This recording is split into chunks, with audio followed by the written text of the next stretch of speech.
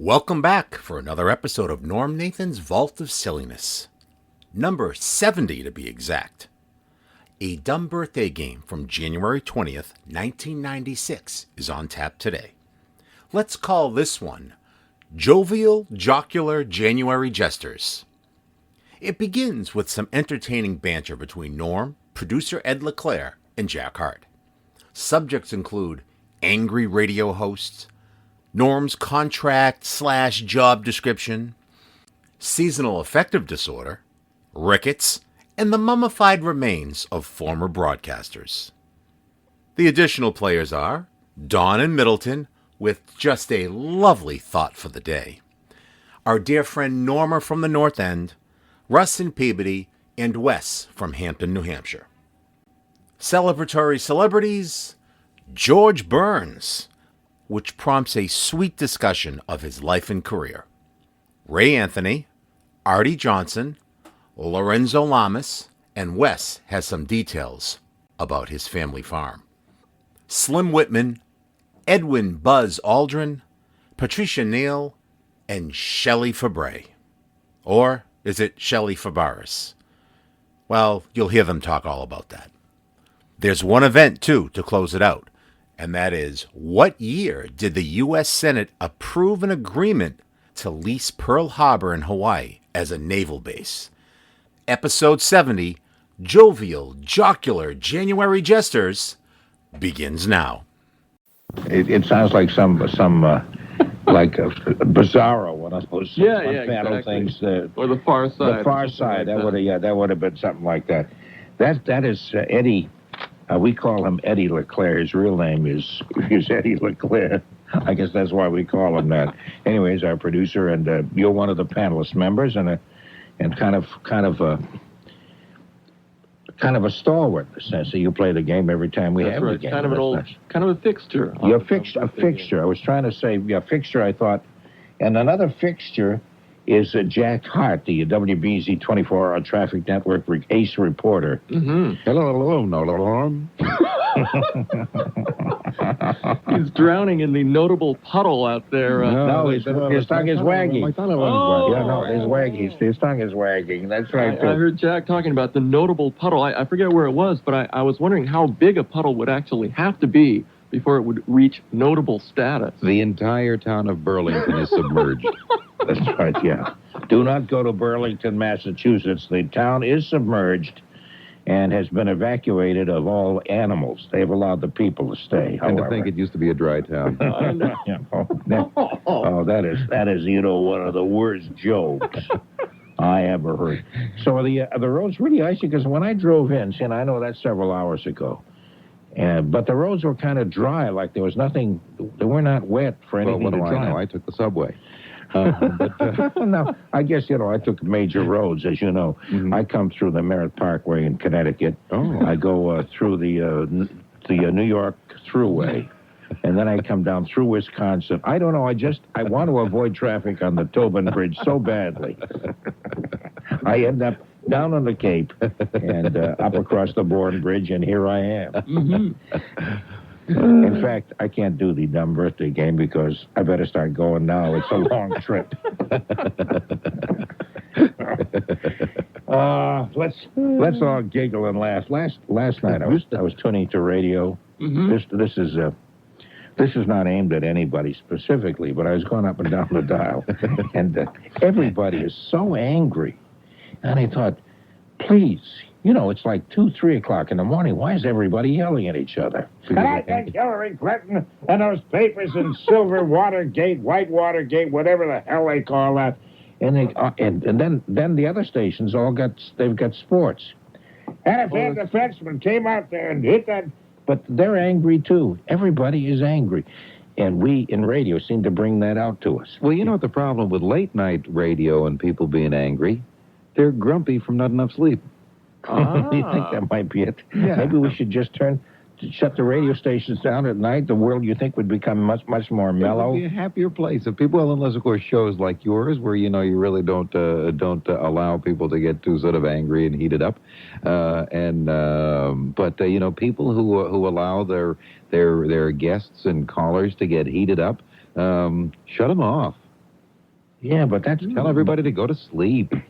I suppose No, that's no. true. But these programs, the gist of it, that's the whole idea of it, is to get people angry. They figure, no, we're creating controversy. We get people ready to stab each other in the neck. I think And it's rip off their throats, and this is good radio. It gets us audiences. I think it's a supply and demand thing. They know that there are insomniacs out there who are grumpy from not sleeping. So they tell people, well, call in and tell us how grumpy you are about this. So they set up a forum for grumpy insomniacs. Yeah. Grumpy insomniacs. What about if we just reverse the order of... This probably doesn't make any sense, but I'm going to say it anyway, because nobody said, at least that wasn't the job in the job description, that I had to make sense. Didn't say that. It said just show up here, talk on the phone all night, but it didn't say you have to make sense. So what I was thinking of, maybe people could just sleep during the daytime so they wouldn't be so grumpy at night.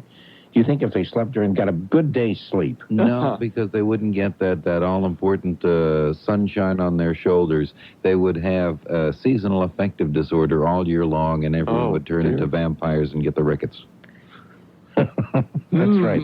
That's right. You must have been reading the New England Journal of Health. They just did an extended study on rickets, and that's where it comes from. That's true. Yep. Yeah. Rickets comes when people get overly angry. Overly angry. Oh, really? Don't get sleep enough and don't get out in the sun. And also lack of eating yeast vitamins. Yeah, it's a combination of all those things. Like those yeasty... I understand that the sales of yeasty vitamins are on the rise. Yeah, they are. As a matter of fact, it's the yeasty vitamins and the pistachio ice cream that they have discussed. This is in the New England Journal of Medicine also. I haven't read it yet. Yeah. Oh, you should read it. It's in the WBZ library up on the 46th floor, next to the Museum of WBZ Broadcasters. I'll go check it out. Have you ever looked at the mummy section? We get a lot of dead announcers up there who've been mummified and that are lying there. Yeah, that's my favorite part of the whole exhibit, actually. Yeah, we were suggesting at one point that maybe a plaque would do. I know, it's amazing. And they said, no, never mind the plaque. Let's go the whole route. Well, some of them are still on the air. But... Let's take them out and dry them. Yeah, some of them probably could still do a program and nobody would notice the difference. Let's not play the dumb birthday. Let's just talk silly like this the whole hour. Want to do that? Oh, okay. Okay, we do have the people who probably would like to play the game, although God knows why. And I'm behind about 700 gifts, my junky gifts that I give to the winners of this kind of thing. Some people are saying, I was just a boy when I won the game. I was 12 years old.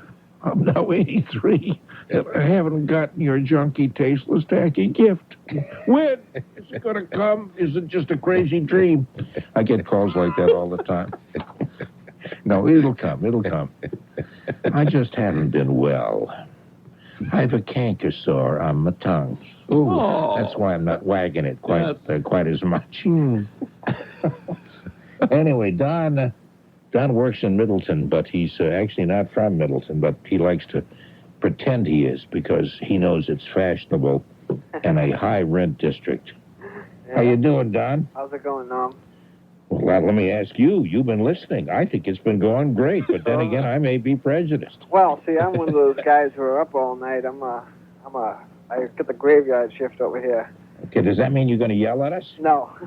Okay, that's good. But I read that people who do sleep during the day and are up all weird hours, they tend to not live as long, I guess. I don't know, that's what it said.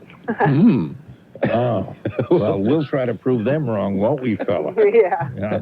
I've already proved them wrong. Well, I told my wife, I said, well, we'll find out if I die within the next 15 years or so.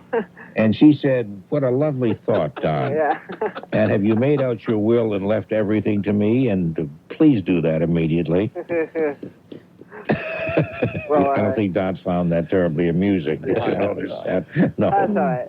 Okay, we have Norma in the North End, who's will be playing the game with us. Norma, who grew up in, was it Watertown, you said? Yeah. Watertown. Yeah. Nice town. And you said that's too far from Boston. I've got to live right in the hub, right in the center of everything, because... Well, it really is Watertown now. Boston is Watertown. Is this what we're going to get for the next hour? Is this? Yeah. Oh, I say okay. At least no one's yelling at each other. Yes, but it isn't so much Watertown. It's Icetown in a way. Puddletown. Yeah. Oh, yeah. Oh, yes. Hey, yes. what do you mean that's Icetown and Puddletown? That's Watertown. That's Good Town. What a wit. Okay. Then maybe I'm only half right. We have... You know, I used to be in the textile industry. I used to be a nitwit. We have Russ from Peabody who's with us. Hi, Russ. Hello, Norman. Oh, that was a formal. Ooh. Yeah, was that because your throat kind of frogged up, or do you talk the way No, always? I was going to tell you the treat of the night was your throat clearing episode. It was absolutely delightful. Want to hear it again? Yeah, I would love to. It's starting to cloud up again. Okay. I try to do it with a certain amount of éclat, as we say in France. Éclat. A certain amount of sensuousness and kind of a sexual quality which drives the women crazy. Between that and rattling papers. Okay, here's the way I clear my throat. That doesn't drive everybody into the bathroom. You know, I become a little erotic myself when I hear that. Yeah. That's the only way to do it. I've won many a woman, yes, sir, with that kind of throat clearing. Wow. You know, it's too bad that Bdays isn't more entertainment-oriented earlier in the day. You know, that I'm sure would be requested often. You know, I would be listening to you during the day, all day. You know what I could do? Maybe we could work it out with David Brudner, and I could come on and clear my throat a lot in his show and say really interesting things like this. He would really love that. Show me, David, it's time to clear my throat. Hold on before you start blasting Hillary Clinton again, okay?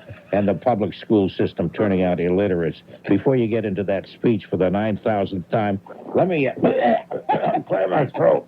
Maybe what we could do, you know, instead of that tone that we always play at the top of each hour, we could just play a recording of you clearing your throat, and that would let people know. It's funny, at one point they used to say at the time at the tone or the time at the sound or something will be, you know, whatever, 4 o'clock or what, and then they would play something. We could do that. That's what the time it at reminds the... me when I was a kid, my father used to clear his throat at night.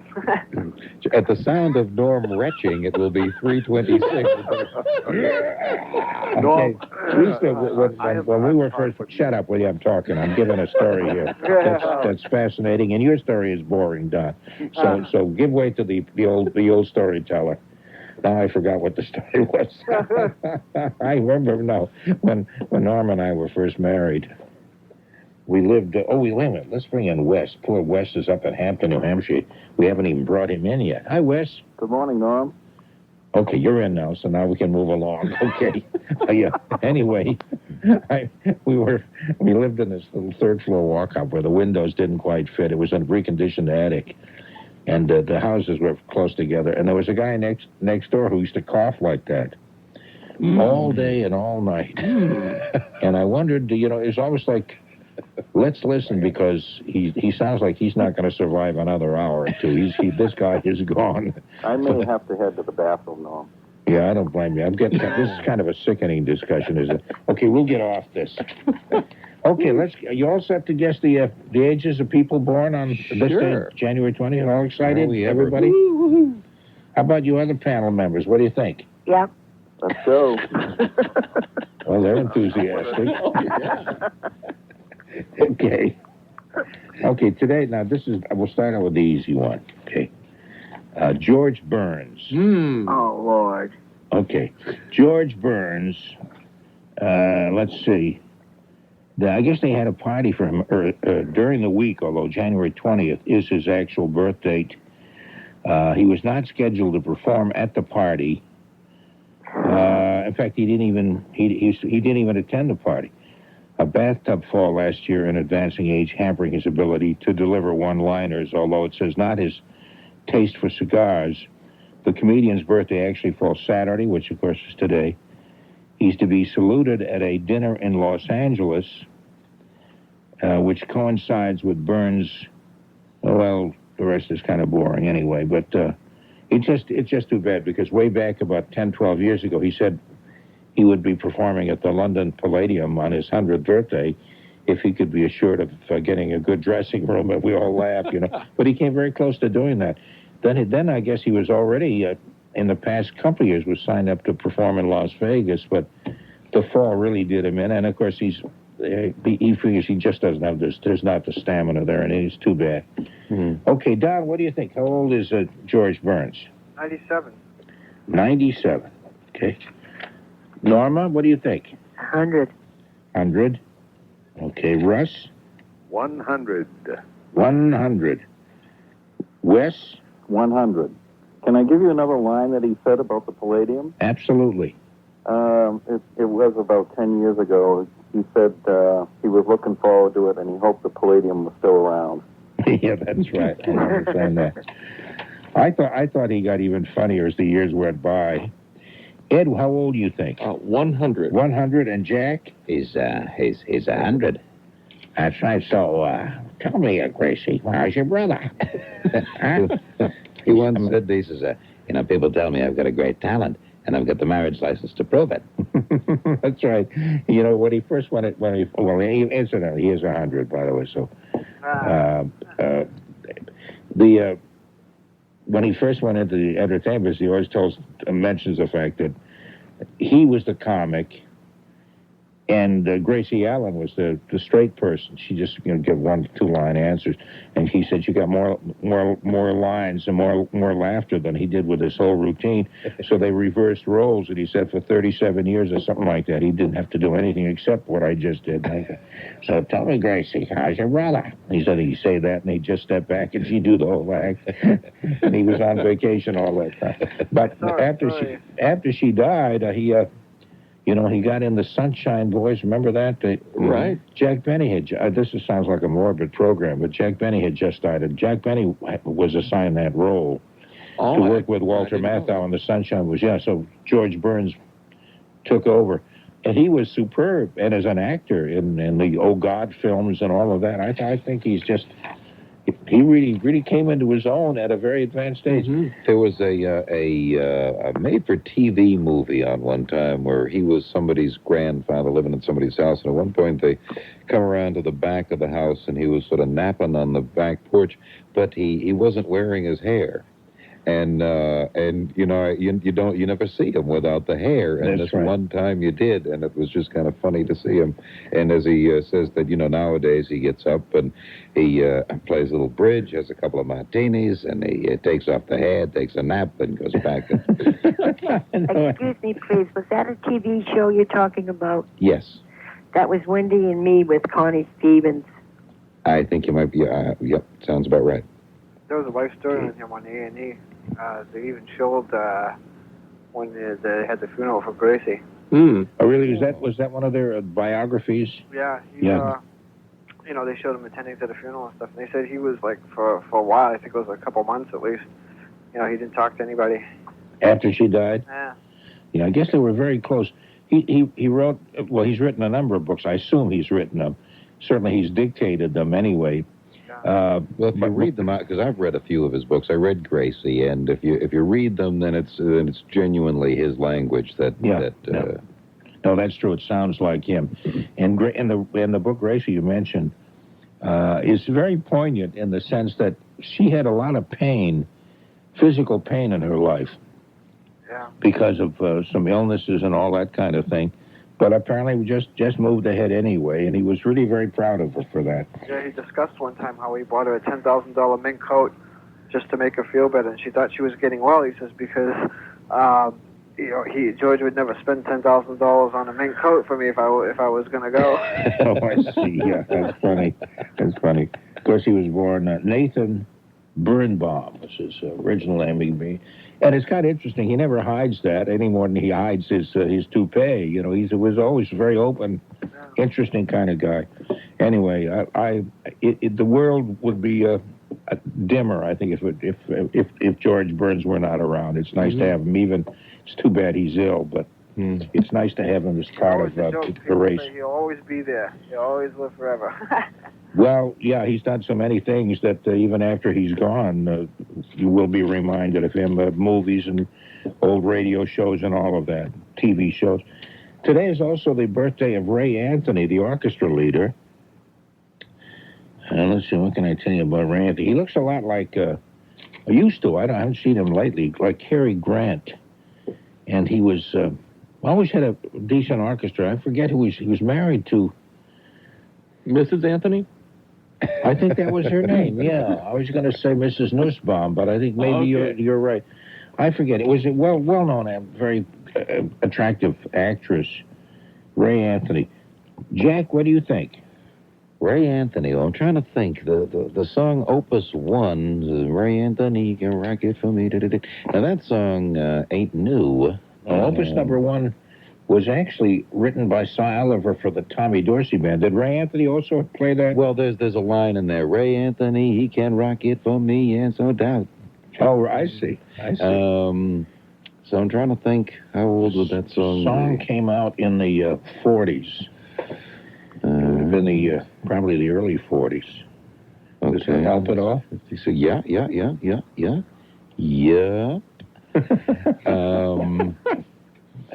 I would say that he was in some movie, by the way. I just mentioned this and I'll be quiet, but, well, not quiet for long, of course. But anyway, the fact that he looked at that time a lot like a thinner, younger Cary Grant. Maybe not a younger Cary Grant. Yeah, I guess he was a little younger than Cary Grant. Mm-hmm. In any event, he did, in some movie he was in, or TV show, he did an imitation of Cary Grant, which was really spooky. You know, Joe Jenny's back. You know, that funny way that Cary Grant had of walking, kind of almost clumsy in some ways. Yeah. Kind of leaning backwards or something while he walked. Okay. Oh, Ray Anthony. He is going to be, how long is it since Cary Grant died? He was in his 80s when he died. He's 84. 84. Okay. Ed, what do you think? I think 79. 79. Wes, how old do you think Ray Anthony is? 81. 81. Okay, Russ? Oh, my goodness. I've got to say 81 also. 81. Okay, and Norma? I'm going with 81. Okay. 81 what? I'm going with 81. It just seemed like the opening to a bad show. $81. Okay. I thought 81 red-headed men or something like that. Oh. Anyway, Don, what do you think? How old is Ray Anthony? I would have to say 77. 77. 77 actually is the closest. Mm. He's only 74. He's younger than, I guess, what all of you said. Yeah, 74. I think that's probably about right. Well, I know when Opus 1 was made because my father has the actual 78 record of the original Opus 1. Mm. With Tommy Dorsey? Yeah. And what year was that? And it was like 1944, 45 or something like that. Yeah. And so I figured, well, he's probably around 30 years old at the time, so you figure, 30 and 50, that comes out to 70. So he was in the 70s. He had to be in the 70s. He couldn't be that high 80s, so I figured 77. You did okay. Okay, let's see. Wait a minute. How about Artie Johnson? You remember Artie Johnson from? Oh yeah. From Laughing. From Laughing. That's sure. Right. Very interesting. He was around a little bit after that, and then kind of dropped out of sight. I don't know. Because, yeah, you're right. He sort of made little guest appearances and cameos in different movies. Yeah. Well, you know what? You know where he's making his money from these days is crossword puzzles. Really? You know, if you look in crossword puzzles, it always says comedian Johnson. Yeah. Oh, that's right.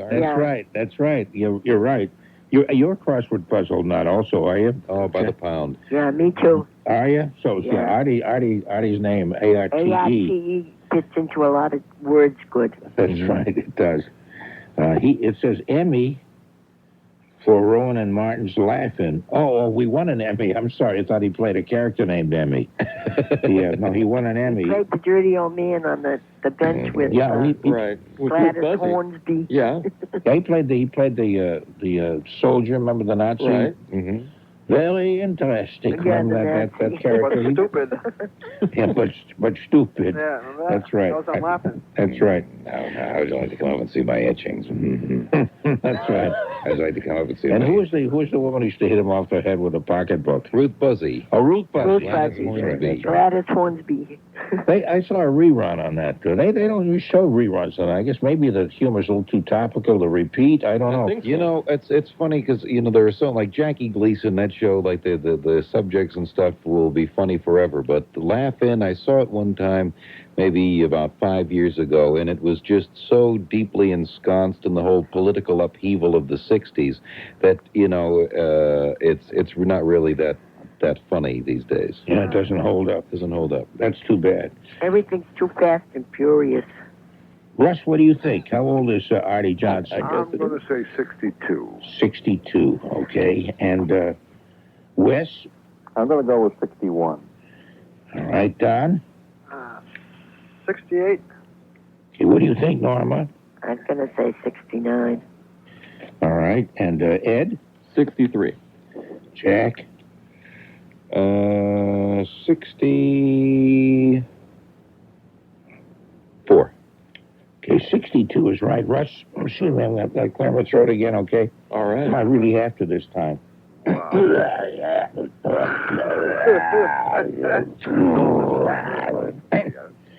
Oh, that feels good. Oh, that was just so good. Anyway, Russ said 62, so he got that right on the button. How about Lorenzo Lamas, the son of what's his father's name? Fernando. Oh, Fernando Lamas, the one that Billy Crystal does the takeoff on. Oh, yeah. You look marvelous. Yeah, that was the Fernando Lamas takeoff. Lorenzo does not have an accent, but is a good-looking guy, just like his. Well, his mother is his mother Arlene Dahl? No, his stepmother was The swimming lady. Esther Williams. No, who was his? She was his stepmother. Well, who was his mother? Arlene Dahl, I think it was. I think I just said that. Did I just say that? No, you didn't said hear you, Arlene I'm sorry. Yeah, no, it was Arlene Dahl. Yeah. I mean, he kind of, and she was absolutely magnificent-looking Gorgeous. woman. And his father, good-looking guy, so I guess Lorenzo, what the heck? Okay. Yeah, I'm not, you can just resent him being good-looking. Say, well, that's different. I had funny-looking parents. You had good-looking parents. So naturally, you're good-looking. Sure. What's it to you, fella? I said that to him once. Did you? No, I made that up. I didn't say that to him ever. I never met him. You should have. Yeah, you could have sent it in a letter. Yeah. I could send him like today, a belated birthday card. Mm-hmm. Today is his birthday, Lorenzo Lamas. Sure. Good-looking mother, good-looking father, sure. The rest of us are deprived. You ever see my father? He looks just like me. He really does. I look in the mirror, and I think, oh, my God, this is my father. He's born again and looking at me with that ugly, fat face. Anyway, Ed, how old do you think Lorenzo Lamas is? Oh, I'm going to say 35. 35. Okay. Don, what do you think? I'd say 31. Okay, Norma?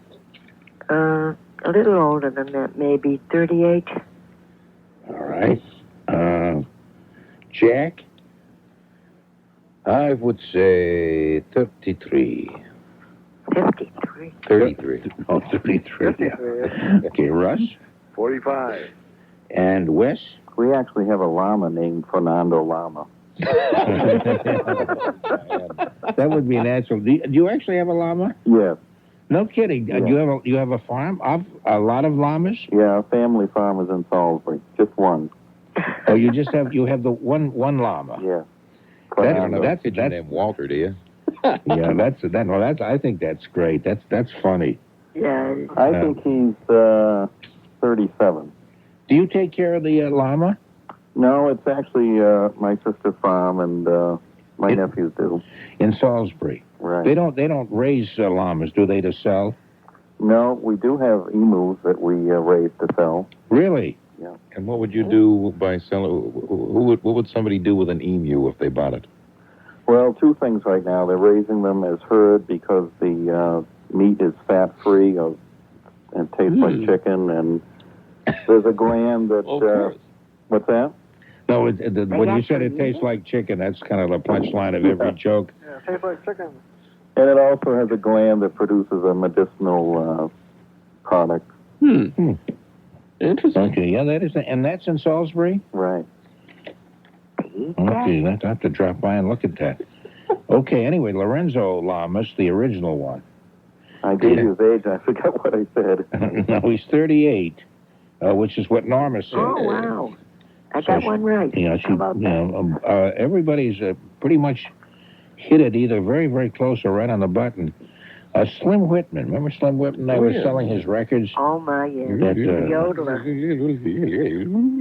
You ready? Let's see. Let's see what it says about him. Singer. First country performer to play at the London Palladium.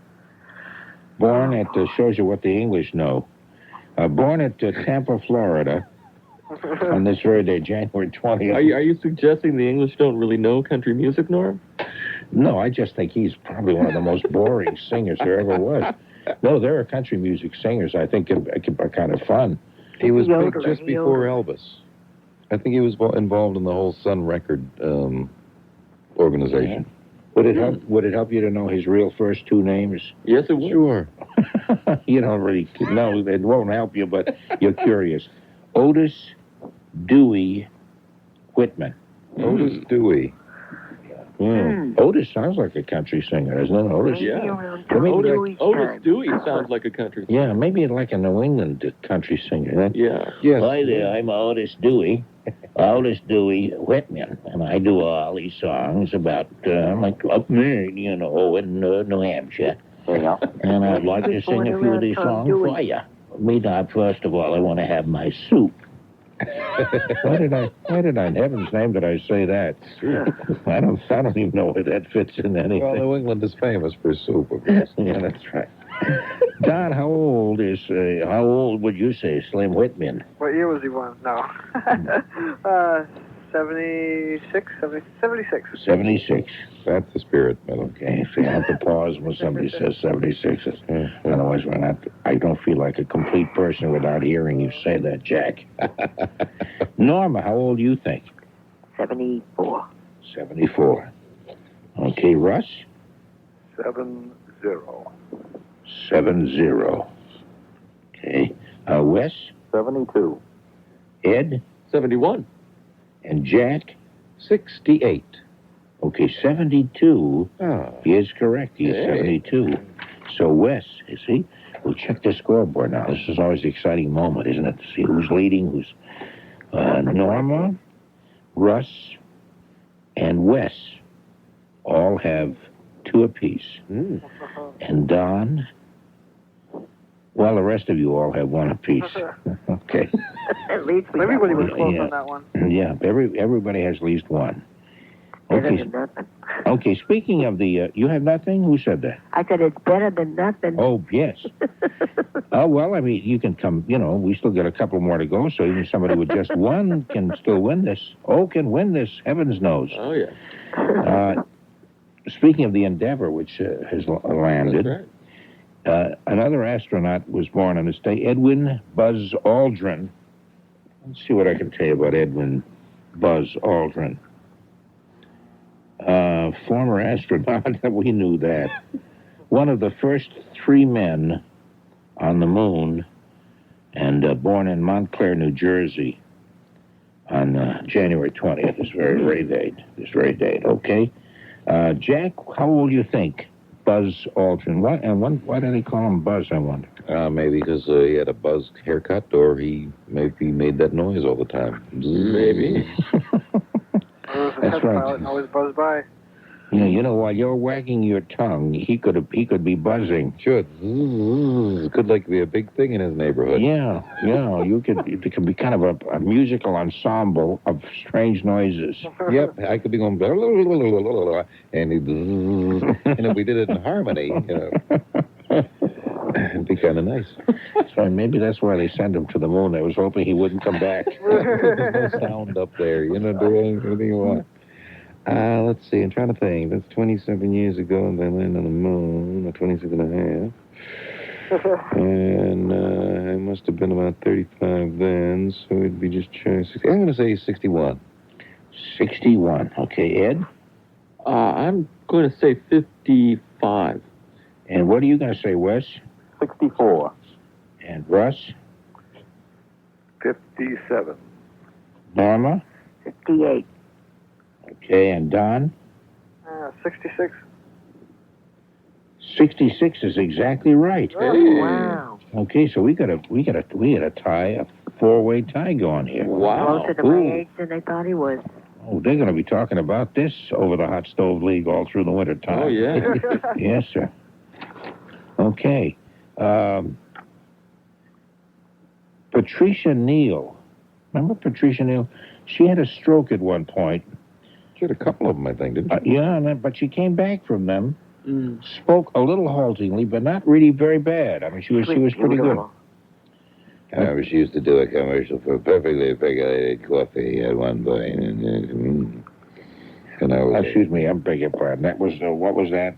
She used to do a commercial for perfectly regulated coffee. And I just always remembered her doing that commercial for perfectly percolated coffee in the way she used to do it. I understand. No, I see. That was good. Oh, thank you. Okay. Patricia Neal. Wes. I need some help on who she is. Yeah, she was in a number of movies when she was very young. Later on had the stroke, or two strokes, as Jack says, a couple of strokes. Had trouble speaking for a while after that, but really bounced back. She was really quite an inspiration. She actually had one of her strokes while she was pregnant and carried her child to term. Yeah. She was in I'll just take a shot. I'll say 59. Okay, 59. And what do you say, Norma? I'm going to go with 70. I hope I'm wrong. I hope she isn't as old. What do you say? You hope you're wrong? I hope she isn't 70. Oh, I see. I don't know why I'm saying it. What was that breeze? It was like a hurricane suddenly took over in the airwaves here. Don, what do you think? 65. Okay. And Ed? 68. Russ? Oh, I'm going to say... I'm not going to take the same one. I'm going to say 66. Okay. And what do you think, Jack? 73. Okay, Norma was right on the button. She is 70. Oh, wow. Yeah. Okay, She was here's... in Fountainhead with What's that? Gary Cooper, too. She was in Fountainhead with Gary Cooper and in HUD with the good one, Paul Newman. Oh, Paul Newman was in that, yeah. Yeah. Okay. We have just one more. So, I caught up to the guys, huh?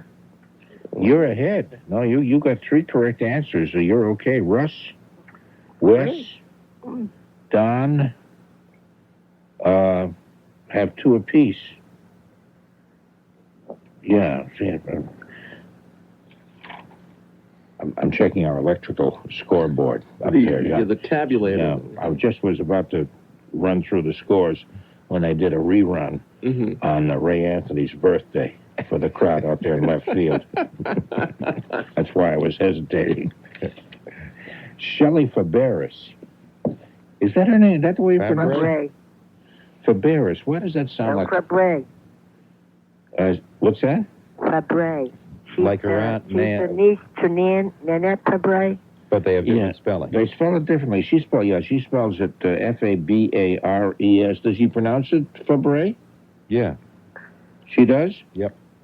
Shelly Fabares, yep. Oh, funny. Maybe they spelled it wrong in this listing here. She was in that show with Donna Reed. She was Donna Reed's daughter in the Donna Reed show. That's right. And she was Mary on the Donna Reed show. She was in Coach.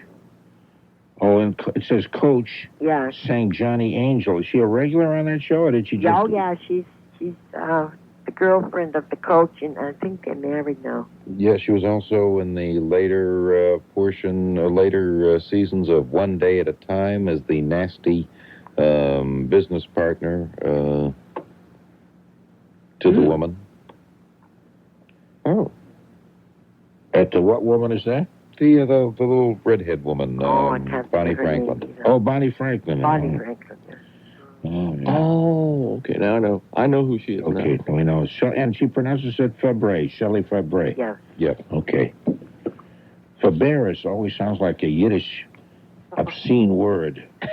Like, you call me that, I say a Fabares and all your children. But Fabre is a pretty name. It doesn't seem to carry the same weight. Maybe it's a tropical bird, an ancestor of the emu. I have a Fabares. No, that doesn't sound like it. That doesn't sound like that at all. Don't make me say those things. Don, it tastes like chicken. Yeah, that's right. It's a Fabares tastes like chicken. That's right. What do you think? I'd say this whole program is I'd say 38. Oh, I'm sorry, 38 for Shelly Fabares. Shelly Fabares. Okay, and Norma? I'd say 48. Okay. Russ? 44. All right, and Wes? 53. 53. She looks great. That's what? She looks great. For what? For your age, 48 or 53? For her age, whatever it is. Whatever her age is. Whatever it is. Yeah, she is an attractive lady. Ed LeClair, what do you think? 52. Ed says 52. And what do you say, Jack? 50. 50. Okay. 54 Wow. is correct. So She Wes... doesn't look anything near that. Wes is She looks 53. fantastic. So we have a We need a tie. tiebreaker, Norma. Yeah, we do. We have a three-way tie. Not a three-way tie, two-way tie between Norma and Wes. Wow. Okay, let me see what we can do to break the tie. Okay, I How have about the age of Fernando I guess Lama? how old you are. No. let me see. Let me just see. Okay. I don't think you'd care to guess the U.S. Senator from Georgia. How about an event? An event? I think that would be good. Let's see. Okay. Let's see what did I do in my event calendar? I'm just so darn busy here with all this stuff. One moment, please. We are looking for an event. Meantime, the trouble is in your set. And I have a brother-in-law who can fix that radio of yours right off. Let's see. I'm sorry, I just had that here. Isn't that crazy? I was acting the way I did that. Oh, here it is. Okay, here it is. An event. Okay. It's funny, they have today's highlight in history is 100 years ago, on January 20th, 1896, comedian George Burns was born in New York City. Okay, we'll give you something else. Let's see. Let me just see. A lot of people inaugurated as president on this date, so that would be easier to guess the year, probably. How about the U.S. Senate? It was on this very day, January 20th. The U.S. Senate approved an agreement to lease Pearl Harbor and Hawaii as a naval base. Obviously, the Hawaii was not a state at that time. So you'll have to go back to before it was a state. I don't know if that gives you a clue or not. But what year would that have been, the agreement to lease Pearl Harbor? Don? Oh. I have no idea. 1940? Okay, 1940 you say. And what do you say, Norma? I don't know. I was going to say 38. 1938. And Russ? 1938. 1938. Wes? I'm going to say 36. 1936. Ed? I'm going to say 1908. 1908. And Jack? I'll go with 38. Yeah, actually it was 1887. Really? Yeah. Wow. So the closest was Ed. So that doesn't help anything at all. So I think maybe we'll take the closest between Norma and Wes, just for solving all this. Norma said 38, and Wes said 36. So he was a little closer. So I think he just beat you out, Norma. I don't know how else to do this. It's okay. It's okay. a lot of fun anyway. Yeah, and we really don't have time. We don't have time for another tiebreaker because it's coming up to the news. No big deal. Okay. Hey, thanks all of you. You're fun. And hang in there, Wes. Thanks so very we much, can get the Norm. name and address, and Ed will be talking to you. Good night, everybody. All right, Norm. Take it easy. Okay, you too, Don, and you too, Norma. Thank you. Norm, this is Russ. Okay, Russ, thank you. You take care, too. Okay, and let's see. Jack. Yes? Thank you, as always, very, very much. Oh, well, thank you. We'll be listening for your next report to see how the ice is and where the people are underwater and all of that. You're performing a real service, and we, here in the upper echelons of Westinghouse, really appreciate it a lot. You know what I'm saying? Well, we try and do our part for the community. You're a wonderful person. Thank you. I'm afraid that today is your last day here, however. I hate to say that even as a joke. I've heard that too many times myself. Gabe Kaplan used to do a great thing about Ed Sullivan's last day in the air. He didn't know about it, and he came on drunk. Yeah, you want to know what's going on in there? You want to know what's on tonight's show? Look at you, TV guides. I'll talk to you in a little while, big guy.